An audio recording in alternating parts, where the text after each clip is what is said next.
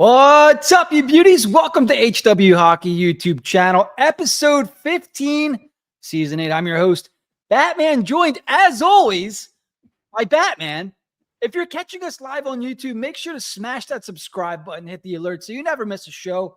For all the podcast listeners out there, don't forget to subscribe on Apple Podcasts or Spotify so you're first in line when the newest episodes drop. And if you couldn't tell by now, yeah, this is our Halloween episode.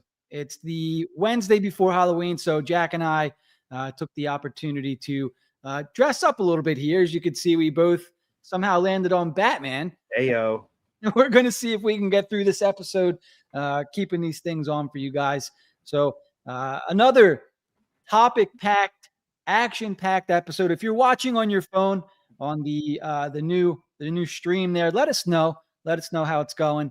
If you're watching on regular YouTube or your laptop, your TV, let us know where you're watching. We want to hear from you guys. Okay. So let's get into the show, Jack. We got a ton of topics here. And the Flyers come off a big win last night over their rival, the Pittsburgh Penguins, a shootout win. A lot happened last night. We have Tocchet's comments after the game, Jack, and this is something that we want to maybe work on. We want to maybe get some T-shirts out for this. Yeah. Pack mentality, Wolf Pack. I like Tocchet's comments after the game. I like Zegras' reaction after the game there. Would you have time to watch this game last night, Jack? Yeah, I the large majority of it I watched, especially the end of it. Pretty hot and bothered by a few things, but ultimately they came away with the victory. Yeah, they did. And it was a big win. And you know what made me laugh is the Penguins have been good for how long? And, things maybe are going to start taking a downward turn here. And, they have a nice start to the season this year. And they lose to the Flyers last night. And, they were embarrassed a little bit, right? They were all up in arms about Trevor Zegras. The Penguins up in arms. What a surprise. Yeah, pushing the helmet off of Noel Acciari. God forbid. Meanwhile, he's putting his entire body weight on the guy's neck. Like, give me a break.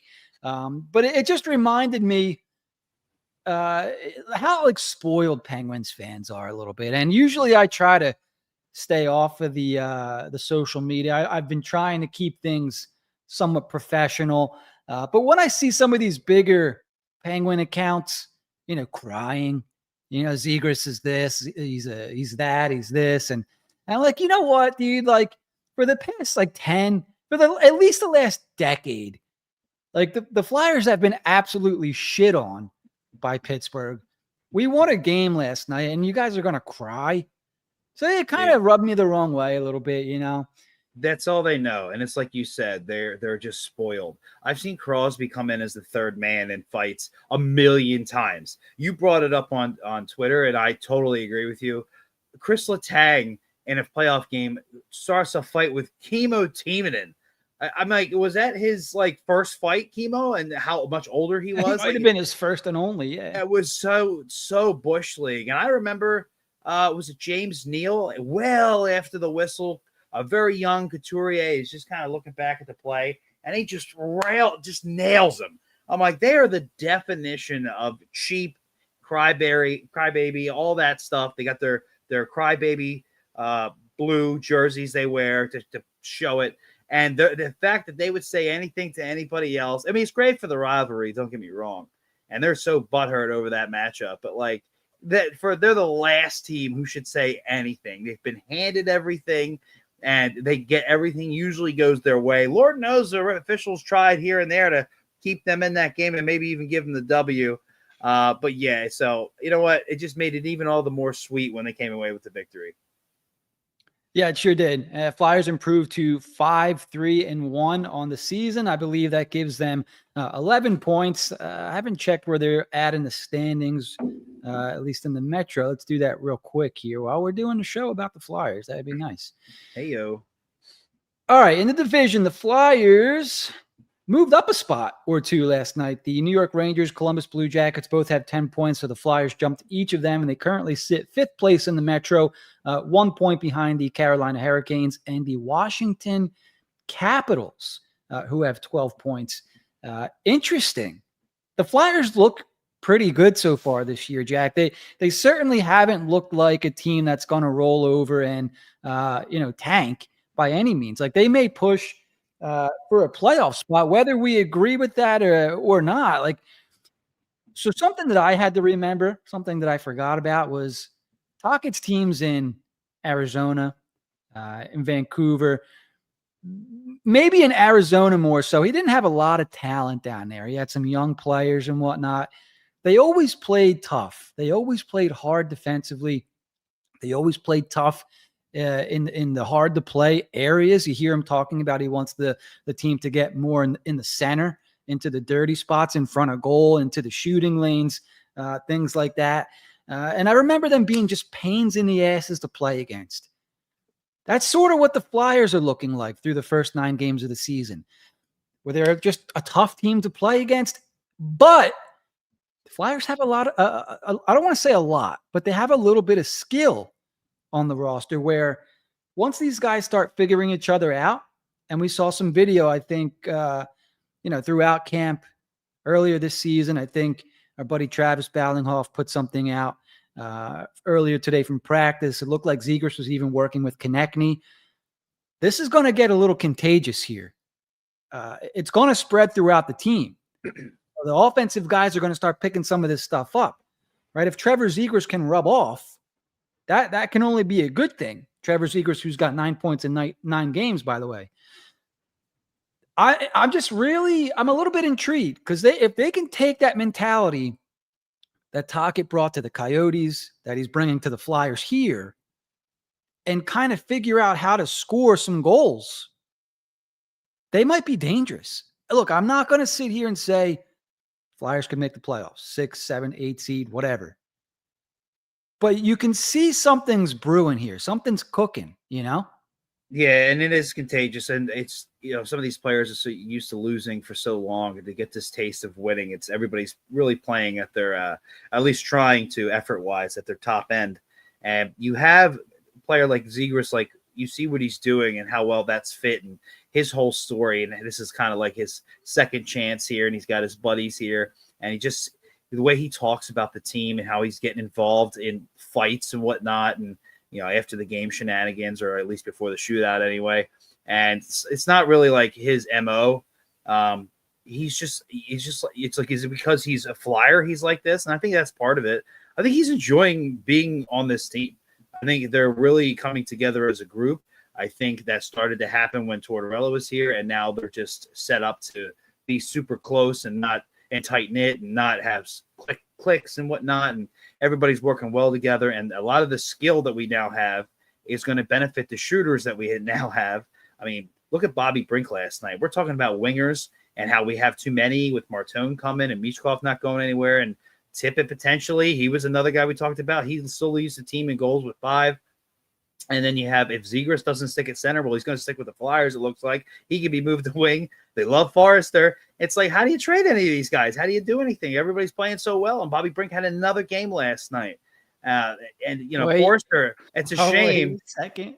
You just brought up Bobby Brink, so I have to do this. Bobby Brink has looked really good. So good that could we be seeing a breakout season for Bobby Brink, Jack? Could it be perhaps a Bobby Brink breakout season bonanza?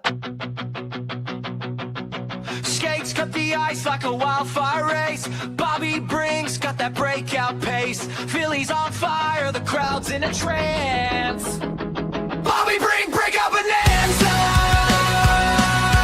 Lighting the lamp like a bold extravaganza. Bobby Brink, breakout bonanza. What if we played that every goal this year? I'm all for it. I hope he didn't blow anybody's eardrums out who thought they're listening to it. A nice, calm podcast. But yes, I love it. Oh, no. I absolutely love it. No, there's going to be no calm tonight. There's a lot to be excited about. Oh, for sure. And, just to go right down the line, one thing, I don't know, I don't want to like kill all the leads here, but obviously the offense, we've talked about those players, and we're still waiting for players for, like to Konechny to get going again, for obviously Michkov to do it during regulation. And then you talk about the defense, and it's like I can't think of anybody who's stuck out on defense who's really consistently bothered me. You think that would be Zamula? He really hasn't been that bad. Jennings had those guys. Now, even though Juleson, I mean, he's doing kind of what he was supposed to be doing, a little bit of a steady Eddie. And I'm kind of, Sandheim has looked like a top 20 defenseman, at least so far. York's come back from injury and has looked pretty good. And then it's like, dude, Drysdale, I mean, I know the offensive numbers aren't there. This has been going around the Twitter circles and whatnot, but his defensive metrics, the eye test, the metrics, whatever, it all looks good. And he's doing it in like overtime. He's just looking really good back there on defense. We were worried they're without Shaw, and how they're going to respond as a group about that. And if any momentum they had going with their game, could they maintain it? And it seems like they've maintained it and taken a step. Yes, it's not a finished product by any stretch of the imagination, but it's definitely a great look. And then, of course, finally the goaltending. We've talked about Vladar plenty. And outside of the first goal of the game for Ersson last night, that was a hell of a performance from him. It looked great in overtime, looked great in the shootout. I can't even blame the second goal on him. It bounced off of like Seeler and maybe a few other things that goes in. Really, just that first goal was so bad, which I thought was going to be a snowball effect for his game. It was quite the opposite. I mean, they got all things rolling right now. They really haven't played too many quote-unquote bad teams, and they've come down. To me, they're like, what'd you say the record was? They're like 5-3-1 or something? Yes, sir. Yeah, so they're 6-3, if you ask me, because they beat Carolina. So like again, they played a lot of good teams, and they have plenty of points to show for it earlier in the season. This is the kind of stuff where you're in the dogfight later, and you're like, man, I really wish I had those early season points. Well, they're grabbing them, and that's what you can ask for. Danny Briere looking like he had for what seemed to be not much of an off season, which we kind of expected. Looking pretty strong right now. The trade for Zegras, you could argue best player on the team right now, at least statistically. And Vladar has been fantastic in net. I don't believe he's let up more than 2 goals in a game, and he's got a hell of a record. And they really have only had 2 stinkers, against Winnipeg and against Ottawa. Other than that, they even in losses, they have looked good. It is really hard to complain about this team right now.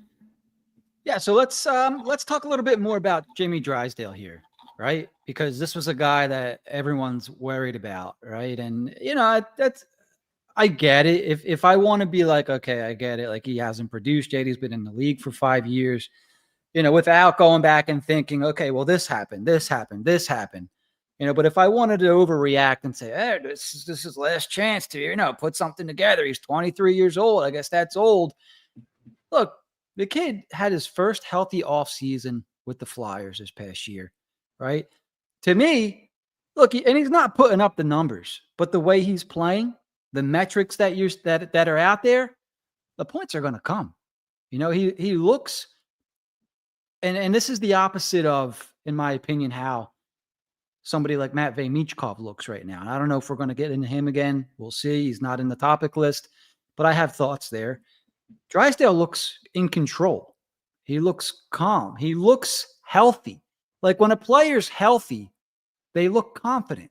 You can see that they're not really thinking out there. They're just reacting because he's confident. He knows he came into the season prepared, right?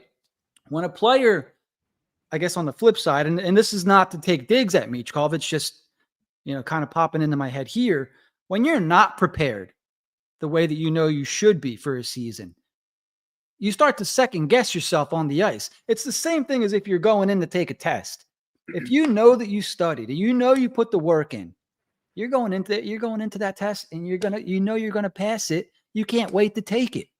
Whereas if you didn't put the work in and you sit down, you get ready to take that test, you're going to be sweating a little bit. You're going to be thinking in there. You're going to be second guessing yourself.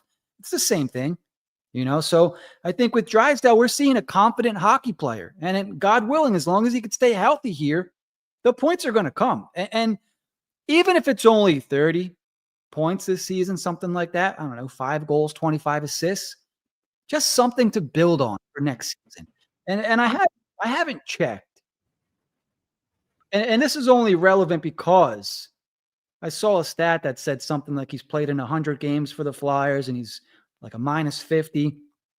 The 9 games so far. He's got 3 assists, and he's a -1, which I think only happened after the Ottawa or New York game. I can't quite remember which one, but bottom line is he's playing decent hockey, playing a second pair role with Nick Seeler, who seems to be the stabilizer somehow. He helped stabilize, I think, Sanheim a while back. Who was he paired with a few years ago he was really helping out? The name's escaping me now. Is he no longer with the team? Is it not Sean Walker, is it? Might have been Sean Walker, yeah. Better let me handle that name, or who knows? Yeah. It's Rapunzel Walker. Yeah, whoever he gets paired with he's just an unselfish guy, man. He allows his partner to play his game. And I think maybe we're starting to see the beginning of a potential, I don't want to say breakout year, but we're going to start to see the real Jamie Drysdale. We haven't really gotten to see that consistently in Philadelphia yet. Yeah, and for me, it's last year. It's like in the year before that. Like the potential was there, but you didn't know truly if he was an NHL defenseman. Could he just be a one-trick pony with the offense? And if you can't get that going, then what do you have? This year, and it's early, they played 9 games. Like he's at least already shown me that he's an NHL defenseman. He can hold his own. He's already doing that. He's a high-skilled guy, defenseman. And look, he's not trucking anybody, but he's using his stick with those high skills to knock pucks loose and make it difficult for the defenseman and get pucks out, and makes a great first pass. And he's doing everything that's asked of him. Maybe you got to give Reardon a little credit here. We all want to look back to what's his name from last year, but it's so far so good. That offense, if you're playing confidently and you're doing everything else right, you're going to get opportunities. The offense will come. So right now, I was looking at my predictions that we made this year. Everything that I've said just about is looking terrible. Like, I had Konechny and Michkov leading in goals, assists, and points. They're off the slow starts, and that's like the only negatives on the team. And then Drysdale was my player to be disappointed by. And like, while the offense isn't quite there yet, I think he's only got 3 assists on the season. His defense is there. So it's like, well, you're doing what you're supposed to do. It's in the name of the title of who you are. And the team is looking good. So I really can't complain too much. We can kind of take our time with the offense now because everything else is looking, for the most part, pretty solid, pretty good. So it's reminding me a little bit how they started 2 years ago. They were winning games early, but when they barely missed a playoff spot and they had to go on this horrific run to lose all these games, they started off hot. It was kind of like one of those, they'll putter out, they're not that good. They were good early. They stayed good. This team has the signs of something similar. So we'll see. I want to see how they do against teams like the Devils and some of the Western Conference teams like Vegas and Colorado and Dallas. And, there's still a lot of heavier opponents to see. But so far, it's not like they haven't played any slouches. Like, they've looked pretty good. They played the defended champs twice. Obviously, they're banged up. But, they look good against Carolina. Pittsburgh's been good in the early going. They get a win over them. Seattle looked good in the early going. They destroyed them. You really can't complain. Two clunkers out of 9. They got plenty of points to show for it. Certain players are looking good.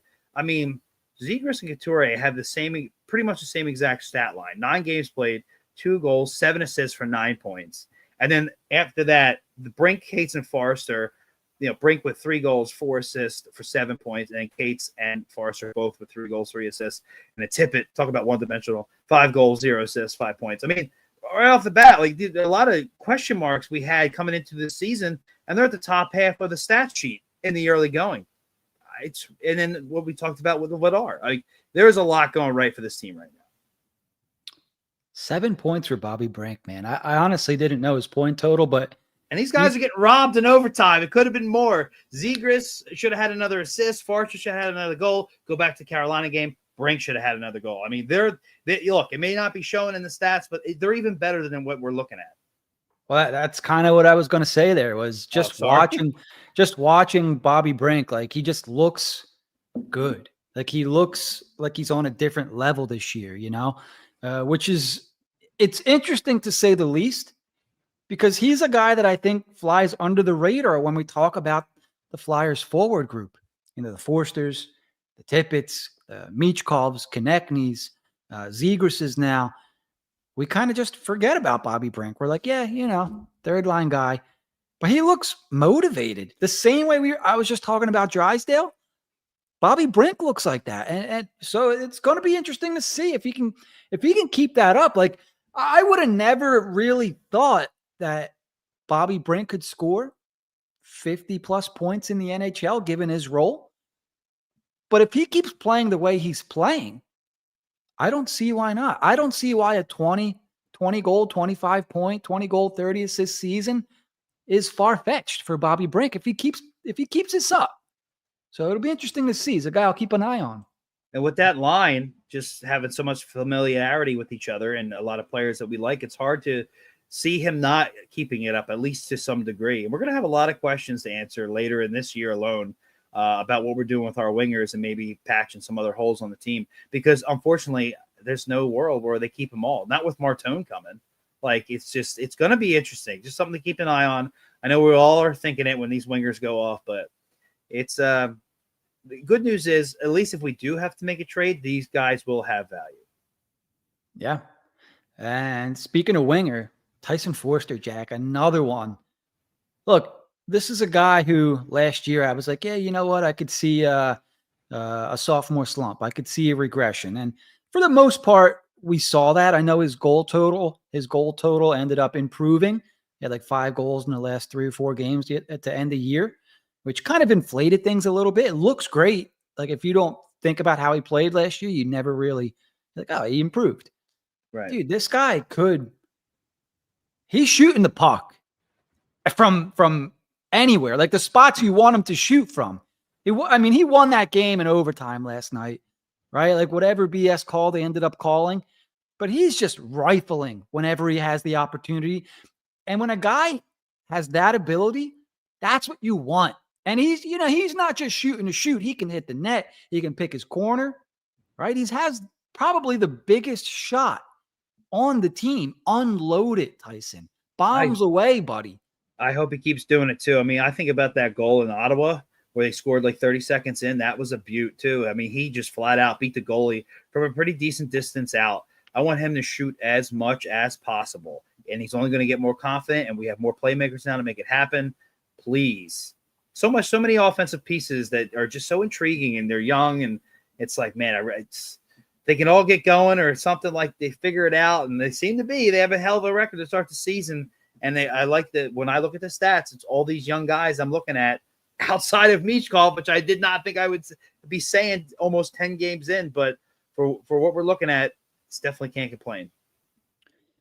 Yeah, and you know what? I don't want to spend too much time like ragging on Michkov, because I think for a lot of guys, you could say, yeah, sophomore slump. You could see it coming, or you could guess. But I don't think anybody out there was going to guess that Michkov was going to have a sophomore slump, right? Like, so here's my thing. Because if he really had that Mamba mentality, that big focus, and he's going to probably make me eat my words this week, this would never be happening, right? Like I said, I don't want to rehash anything. Whatever he got into over the summer set him back, because we sit here and say he's mature for his age. He's so mature for his age. Clearly, he's still a kid, because we did kid stuff over the summer. I mean, I never got into an accident and left the scene or went to Dubai, but it happened to him. And so I think we have to remember, still a kid, still human, potential sophomore slump. I'm going to assume he gets hot in spurts, yada, yada. But this could potentially be a frustrating year for Michkov. Yeah, he'll hit 20 goals, but there could have been more, kind of thing. Do you know what I mean? Like, maybe he'll finish with 50, a decent point total. But it's like, man, you just expected more. I think that's the kind of season we might see. Yeah, it's the superstar aspect of it. You want to see, like, year 2 to take that next step up, and it's not the same for everybody. It is what it is. It's a huge culture shock. Where it sounds like we're making excuses, and maybe we are a little bit, but at the end of the day, like, he was here last year. He should know. Let's go. Well, at the end of the day, they're human, and like we've seen, how many times have people been out on certain players, and then they finally break through? Like, you break through when you break through. And I think it was a combination of what you brought with the Dubai incident.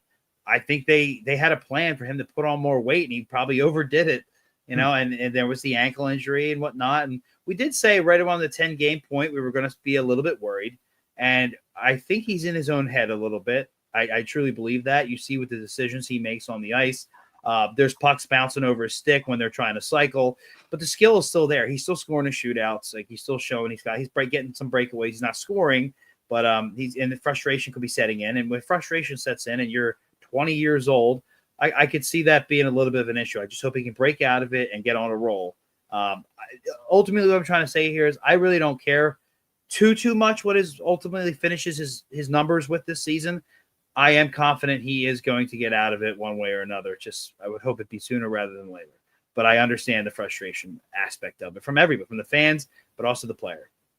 Yeah, I think somebody's even said it in the comments. Like, he's clearly out of sync. His mind is not matching what his body kind of wants to do right now, And the lazy stick penalties, this is all signs of out of shape. Mm-hmm. Like what you just said, the lazy penalties, so it's not like I don't think we're being lied to.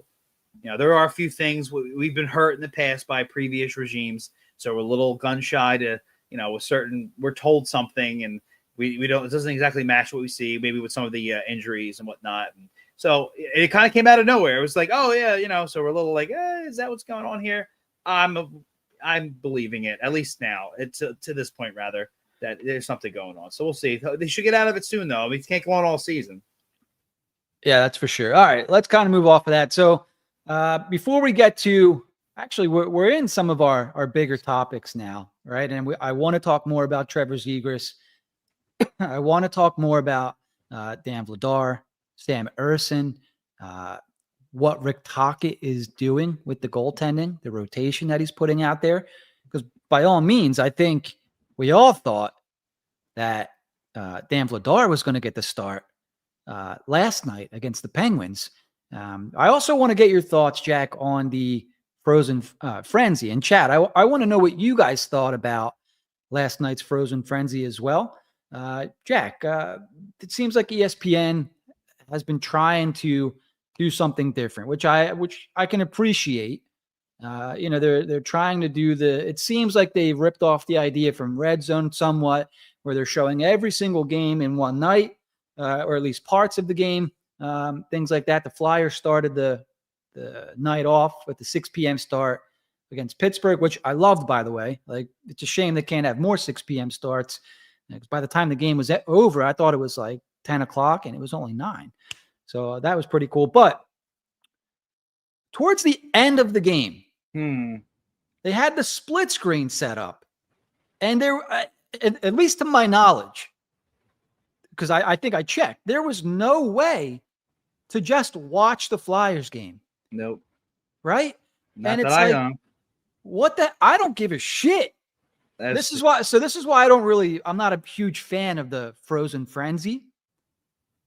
I don't care what's going on in Dallas or whatever the hell the other game was. I'm trying to watch the game I want to watch. What are your thoughts on Frozen Frenzy? I mean, the Frozen Frenzy as a concept, I think, is a good thing. It's a fun name. It gets out there, gets the game out there a little bit. I hate it for fantasy. I'm trying to start you got to start everybody in one night. And then the next night I have nobody to play. So I hate it for that aspect. But, it's if you can use whatever streaming service you can and watch a majority of the games and be in on everything, it could be fun. It's great. I love watching good hockey. Hockey's the best sport in the world. Like, it's fun to watch. I'm all for that. The split screen thing, however, was the most Bush League thing I've ever seen. This just shows you how stupid and how disrespectful ESPN is towards the NHL. Between their commentators making offhanded remarks, whether it's that numbnuts baseball analyst, whether it's Stephen A. and whatever her name was when they asked somebody from New York, well, which team's more likely to win the championship first from New York? And he goes, the Rangers. They go, oh, it doesn't count. Like, they're just so disrespectful to hockey. And to have a game in overtime and then a shootout and to not know, to leave that game on, you got, what was it, Dallas and I forget who they were playing. They're just like skating around in the neutral zone. Nothing serious is going on. I'm like, we got a shootout going on over here. Division cross-state rivals, long hatred between the two teams. They're literally fighting each other at the end of the game, and I got to watch on a split screen. You're the worldwide leader in sports, and you can't figure out how horrible of an idea that was. I mean, just talk about stupid. Like, so they always do something that just irks you to your core. And it's like the integrity of the ESPN is just, and people don't just crap on them for hockey. They do it for all sports. They've had enough of ESPN and some of the stuff they do. And this is just another thing that they're doing to piss you off. It's like, God, here we go again. ESPN looking like a-holes. I just don't know how somebody in charge thought that was a good idea. It feels like they said, this is what we're going to do, set it and forget it. And nobody was like watching, oh, maybe we should keep this up. This is important. They just don't care enough. And that's where the disrespect comes in. And it was so stupid. I hope that never happens again. It was so dumb. Oh, you're on mute again, Jimmy. I couldn't help but wonder, like, who did they put in charge of putting what games on? Like, what intern was in charge of this? So, yeah, it's kind of rubbed the wrong way. And cool idea, but I just want to watch the game I want to watch, man. I don't need to watch 16 NHL games in one. I'm not going to do it.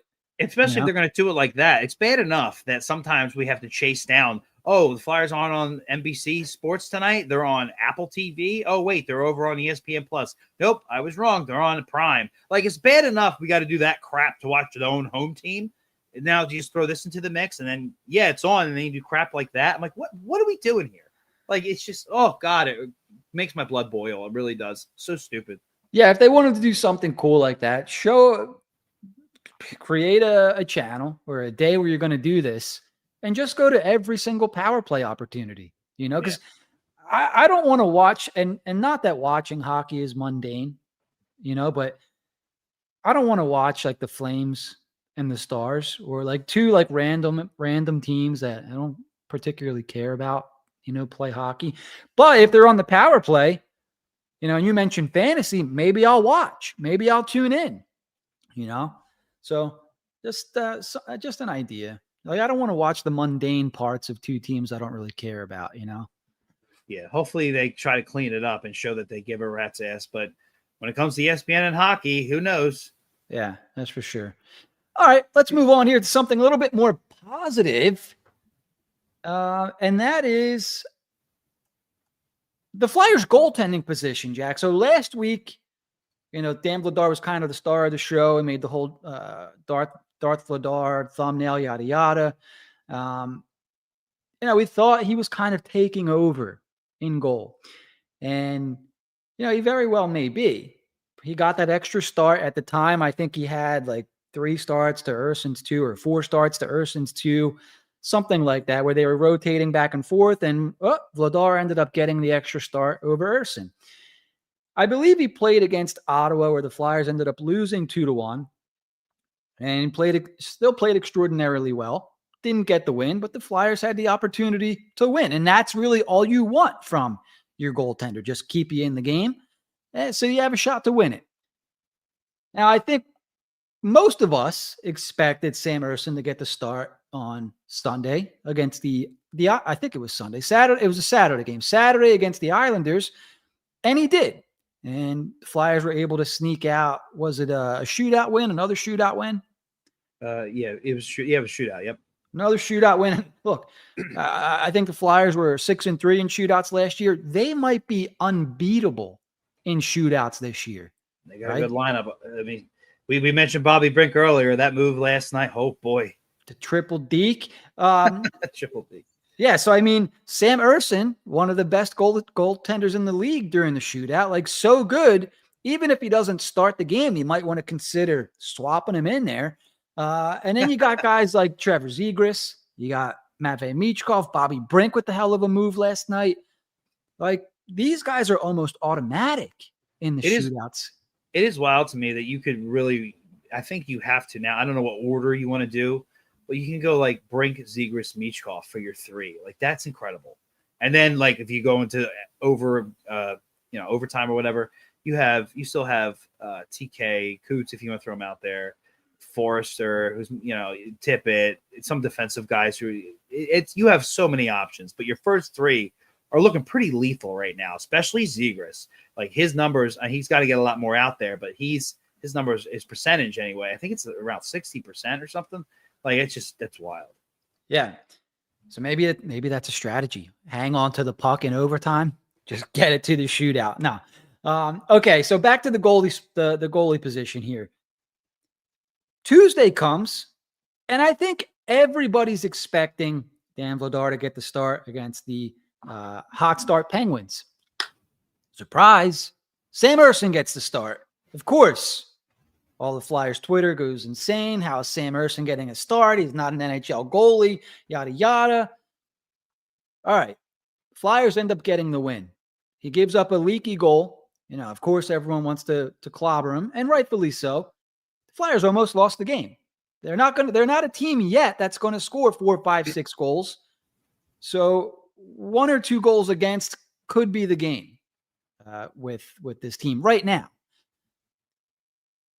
What I want to focus on, Jack, is Rick Tocchet and how he's deploying the goalies here. Because now I think they're back even in starts. And I'm going to assume maybe that Tocchet saw something that he liked in Ersson on Saturday and wanted to see if he could keep the momentum going against Pittsburgh on Tuesday. What are your thoughts on what we're seeing here? Well, I kind of thought I was on the same wavelength as Tocchet going into the season. I think most people, in August, I thought as well Ersson would be the starter. But after camp, it was pretty clear that Vladar was the guy, and he went with him. So I was like, yeah, this makes sense. You gotta mix in Ersson when you can. And even when he's looked okay, he still seems to give up like 3, 4, 5 goals. So, and then Vladar has just been, even in losses, has looked good. Like they've really just eked out a win over Vladar. You give up 2 goals and it's enough to beat them. So Vladar, but you can't abandon Ersson. So it made sense with his numbers against the Islanders to get in there. It's a little rocky, but he ended up being incredible, especially in overtime. And I guess Tocchet made a decision to roll that over into the Pittsburgh game, which surprised me because I thought for sure that Vladar would start.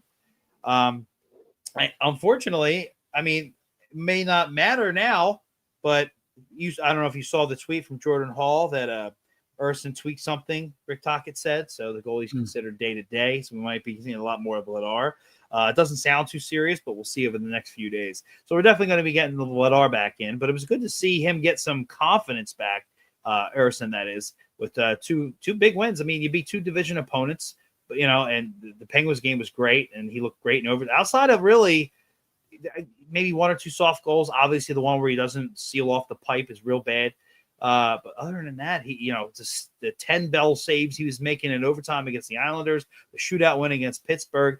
When he does come back, and I hope he doesn't miss too much time, he at least will have confidence on his side as well. So we can have 2 guys going strong. But to me, Vladar is still the guy, and when he's in net, I feel we're as close to an optimal lineup as possible, depending on how else they deploy the team. So, but yeah, I really can't complain. Both guys are looking pretty good right now. That's unfortunate. So we know that Sam Ersson has had groin issues in the past, and we've seen how these sort of affect him mentally. Now, in that tweet, did they say specifically, I'm going to assume lower body, something like that? No, Jordan Hall did not. It just said tweak something. All right. So look, I'm going to assume it's lower body. And I would even go a step ahead and say maybe it's a groin, something like that. I hope it's not, because we've seen in the past, Ersson's had groin issues, and they affect his mental. They affect the way, he can't just concentrate on stopping a puck. He's got to concentrate on, I don't want to get hurt. So hopefully that's not the case. But looking ahead a little bit, Thursday, the Flyers have the Nashville Predators. One of the bottom teams in the league right now. I think, like I said, I don't look at the standings all that much early in the season, but they weren't projected to be a great team. Brady Martin was projected to be their 1 seed to start the year. I know he's been sent back to his CHL team, but it's a team, I think you can, put Vladar out there, and Flyers should get the W. Then they have a back-to-back this weekend, and that's where things are probably going to get a little iffy, right? You'd think that Vladar can go on 1-day rest and play at home against Toronto Saturday night. But what happens Sunday? I'm hoping that whatever's Ersson's got going on Thursday, Friday, Saturday is enough time to be ready for Sunday. But, if you're Kolosov, you're the starter down there. You're going to get pulled up for a few games, So, be ready, I guess. So, yeah, that's unfortunate if that's the case. I do want to bring up real quick these guys' stats for the season real quick, because we don't really talk about goalie stats all that much. At least, there hasn't really been anything to talk about. Just save percentage and get into that 900 mark. Yeah, so Sam Ersson, after his last 2 games, has his goals against average down to 3.08, and his save percentage is 8.76. So still not all that great. Working his way back up. Yeah, hopefully he gets there. Dan Vladar somehow improved his goals against average and save percentage. Where I think last week we were talking about a 9.29 and a 2 something. He's got the goals against average down to 1.81, Jack. And the save percentage, we were talking about over a 920, 0.932 save percentage through 5 games for Dan Vladar. And look, if you're looking for a sample size, I know we're only 9 games in. Vladar's got 5 games. Ersson's got 4.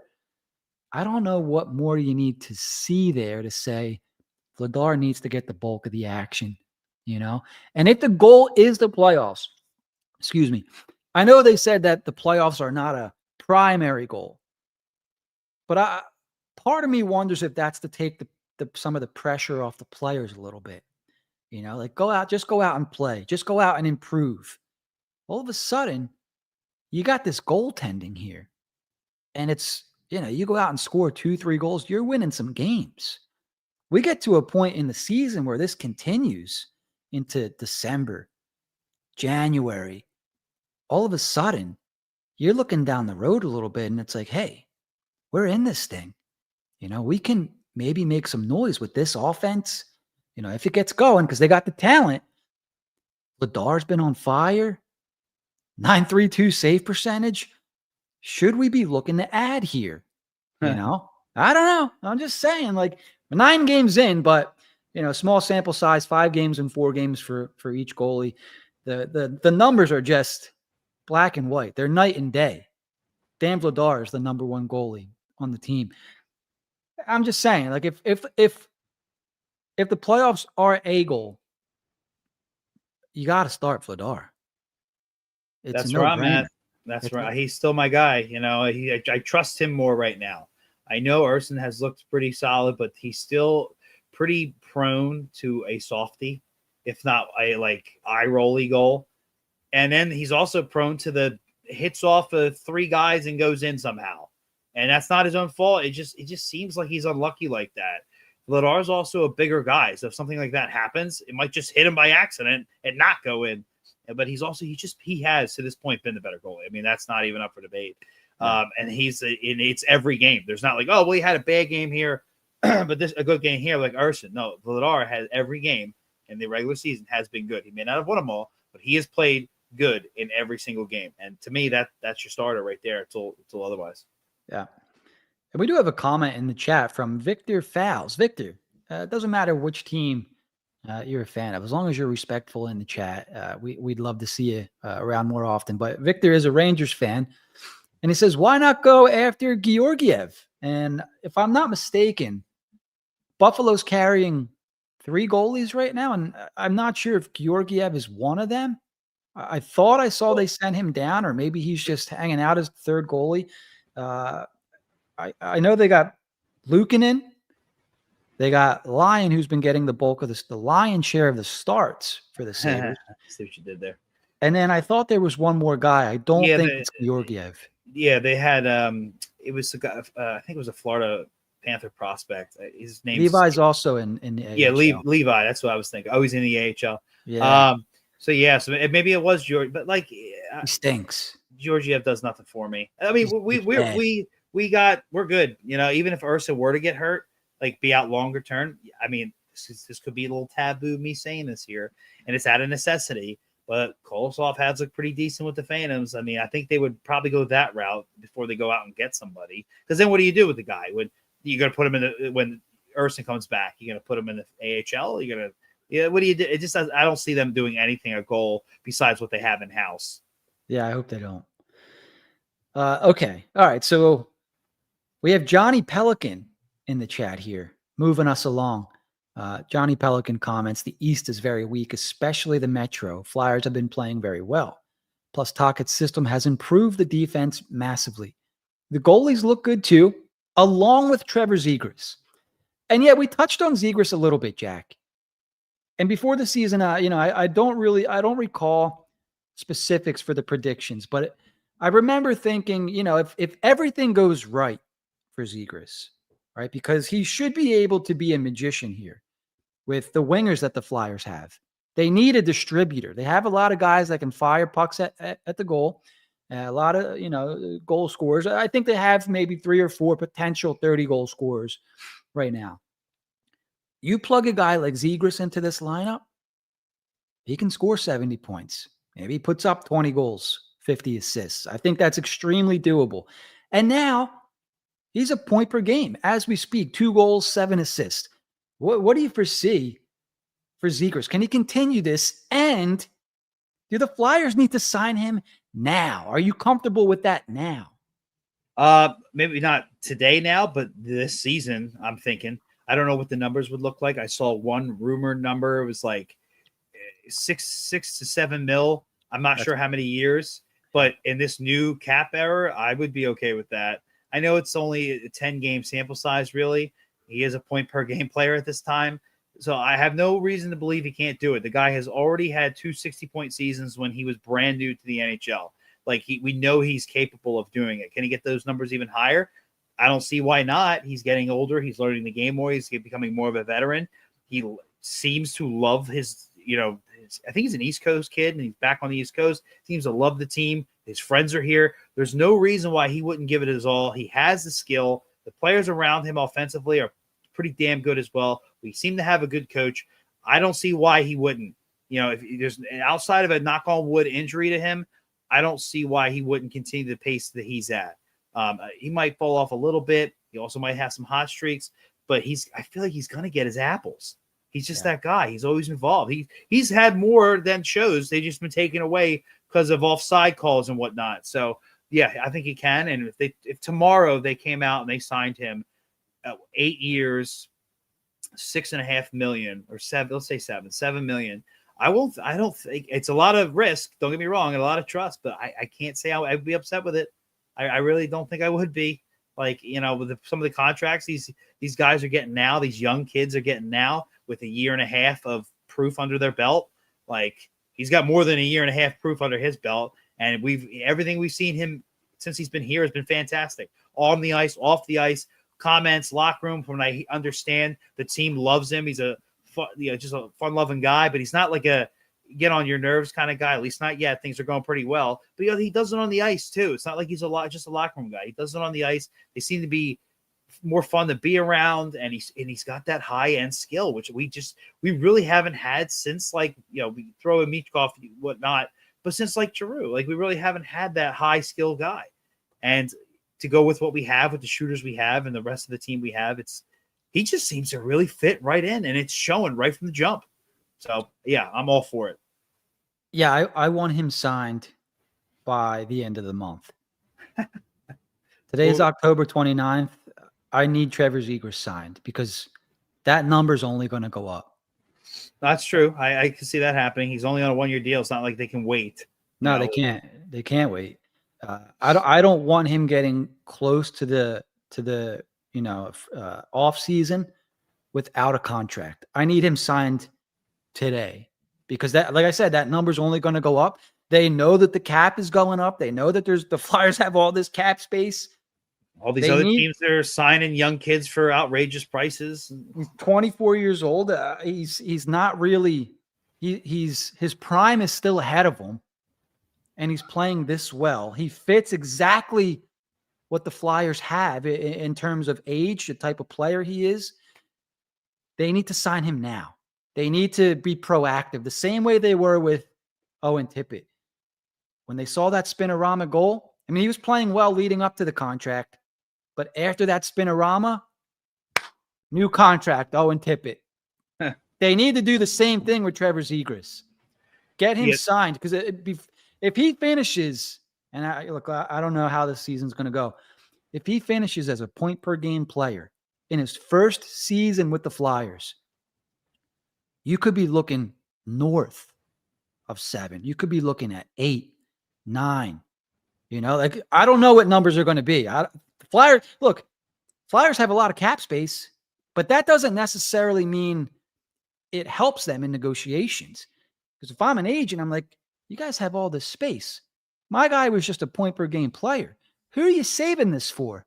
You know what I mean? If you're not going to give it to him, what are you doing with it?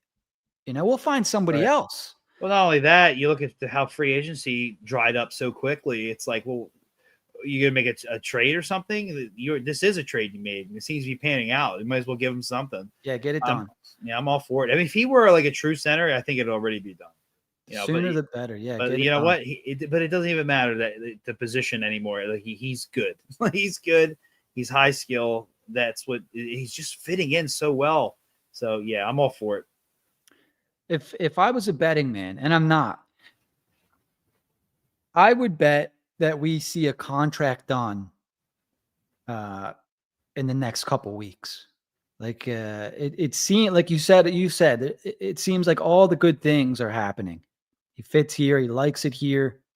He's got a great personality, but he's also a smart kid, which, from the outside, watching him in Anaheim, he just looks like a bro, like he's just out there playing hockey. He's doing what he loves. And yeah, dude. Yeah, bro. Like he just wants to party, yada, yada. He's very smart when he's at least on the ice. Like he's not doing things just off the seat of his pants. Like he knows what he's doing out there. And he's really impressive to watch. Can slow the game down, can speed it up. He's in control when he has the puck. A really, really fun player. Got to get the deal done ASAP. That number's only going to go up, man. So interesting to see how that plays out. Absolutely. All right. We are under 10 minutes left in the show here. We have not yet talked about Jett Luchanko being sent back to the OHL with the Guelph Storm. Thoughts on that, Jack? Because if you've been watching, if you've been listening to us, I don't think we weren't fooled by what was happening. You can't go to the Phantoms. What a shame, too. Yeah, I mean, so it's like Flyers or OHL, and he's not sticking with the Flyers. Well, they're not even like really playing him. I know that they want him to see him shoot more, and that's the whole thing. And I don't know what he's supposed to do with 6 minutes a night. And I heard, Grabenkin's doing some stuff with 6 minutes a night. You're right, he is. But he's a different style of player. Like I think Luchanko needs a player with higher end talent. That being said, it's not like Luchanko ever did anything to make the team out of camp last year or this year. They're just trying to get around the situation they're in. And you look at it, and he's practicing. They got their hands on him, which was like their thing. But you look out to Guelph, and they're not, at least not yet. Like they're not as bad as that we thought they were going to be compared to last year. Now they're going to, if they add Jett, and they could be a little bit at least middle of the pack. I still would hope for a trade, but like it's not looking as bad as it could be. Ultimately, it's because of rules, but he should be with the Phantoms. That is where he truly impressed the Flyers last year. When he came in early, whatever, he went to the OHL. When he joined the Phantoms, got some games under his feet, he was better than Bump in those playoffs. Sure, he took some penalties, a little too many of them, but he was the one popping out there against Hershey, who's like basically an NHL team, the closest thing to it. And he was looking really strong, really good. I think if they just saw that guy in this camp, that we're having a different conversation here, but he just wasn't. And the best thing to do is to go back there, but he can't. So here we are in this weird flux. So with certain things kind of being ironed out, we got guys we want to play. We're trying to win now. He's not playing, so you want to get him some high-end minutes. You're out of options. So just send him back. It is what it is. It's a shame with the AHL rule, but I don't think you can go anywhere and I don't think he'll learn a ton in Guelph, but I don't think it'll stunt his development. I don't think it'll stunt it. The AHL was the answer, and we can't have that. So we tried to force something that just wasn't happening. So here we are. Yeah. And kind of we predicted this from the jump. Look, so a couple things. I don't know if anyone said that Luchanko should be on the Flyers this year. I don't know what they're watching Like he shouldn't have made the team last year. He should have been sent to Guelph before the Flyer season started last year, right? And I get it. The Flyers want him. They want him traded down there. So maybe this is part of their strategy to keep him up with the Flyers. And there's also benefits to him sticking around with the NHL team. You're practicing with NHL players. You're picking up NHL habits. You're learning, creating relationships. There's endless amounts of benefits to keeping Jett Luchanko up with the Flyers. Look, even if he's playing only 6 minutes a night, right? Yeah. Because he's playing 6 minutes in an NHL game. Doesn't matter who his line mates are, right? If it's Garnet Hathaway, Obels, you name it, they're better than anybody that you're going to find in the OHL. So he's picking up pro habits. Now, the thing is, he wasn't going to get consistent playing time. And he wasn't going to get consistent playing time in the role that he's going to be playing when he's ready to play for the Flyers. So send him back, right? Let him pick up the big minutes that they're talking about now, which he could have been getting the big minutes before the season started, which is why, why we're thinking that, they wanted him moved off of Guelph. They wanted something to happen there. They kept him up here as long as they could, kind of thing. They even explored the loophole, sending him to Lehigh, but he would have had to have been in the lineup every night for the Phantoms, and that kind of would have been unfair. So the best way to figure this out was to send him back to Guelph. Right. And there's some comments here. They seem to be, like Gary here, kind of, I don't know if he heard what I said or not, but I just disagree. The team was bad last year, and that was our worries going in. I think they're more 500 right now. I would still prefer he get traded, but I don't think it's pretty tough to stunt somebody's growth. It just might be minuscule, which is why we prefer him in the AHL. But outside of a major injury that derails your season, it's hard to stunt somebody's growth. You could always learn little things here and there. I don't think he's going to go there. And unless they start getting demolished every night, which they're already not without Luchanko, something to keep an eye on. But he's got to shoot. Like I'm seeing, not having finishers. I hate to pick on you, Gary, but they want him to shoot. He needs to shoot. So if he can go there and just take over games, that'll be something. Again, it's not ideal. Phantoms would be ideal because he clearly didn't make the Flyers either year. But I really hope they trade him. I'd rather him play than not play. And him, when he gets into a game every 3 games and plays 6 minutes with Garnet Hathaway and Gurbenkin or Delorier, what's that going to do for him? He can't go to the AHL. These are our options. Here's where we're at. So it's not ideal, but it is what it is. I don't think it's going to hurt him. That's what kind of makes me laugh, Jack, when I see people on Twitter you need to work on your shooting. I'm like, what opportunities is he getting to shoot on the fourth line? It's if they have a defensive zone face-off, that's half his ice time, in the game. You just getting out of the zone. It's tough, and that's what your fourth line's more so used for. Yeah. You can only do so much. If the team was a little bit worse, and you can shuffle some things around. If there was an injury, maybe they were thinking there'd be an injury or something. It's I don't see. And he's not playing. He's just learning to be a pro and those things. At some point, he's got to play because you can't just have him ride the pine all year. I mean, you said it right there, Jack. If Luchanko was good enough, he would be playing for the Flyers right now. Unfortunately, they went out and, in my opinion, they signed a guy to a 1-year deal on a $5 million contract that would be playing the position that Luchanko would be playing. Whether that's 3C. I know they moved Dvorak around in the lineup a little bit, but ideally, I think when Luchanko finally makes the Flyers, we want to see him start out in the 3C role and move his way up. Unless he's somehow magically blowing the doors off offensively, which I don't think we'll see that with him once he starts to make the team. I think it's going to be a gradual buildup, somewhat like they did with Couturier.